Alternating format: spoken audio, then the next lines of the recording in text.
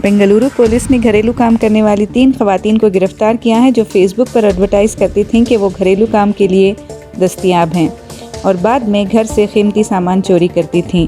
तीनों की शनाख्त प्रियंका राजेश मोगरे, महादेवी और विनीता के तौर पर हुई है। सभी मुंबई की रहने वाली हैं। पुलिस ने 250 ग्राम सोना और 100 ग्राम चांदी भी जब्त की है।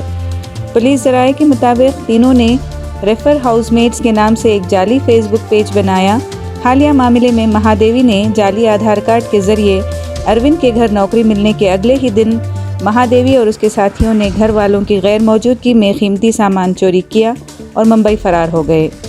विनीता के खिलाफ चोरी के 37 मुकदमात दर्ज हैं, जिसको मुंबई पुलिस ने 2019 में हीरों का हार, हीरे की अंगूठी और सोने की चेन चुराने के बाद गिरफ्तार भी किया था। ये तीनों ट्रेन से बेंगलुरु आते थे, होटलों में क़याम करते थे और वारदात के बाद मुंबई फरार हो जाते। तफ्तीश के दौरान पुलिस को पता चला कि ये गैंग चोरीशुदा मोबाइल फ़ोन के ज़रिए फेसबुक पेज चला रहा था।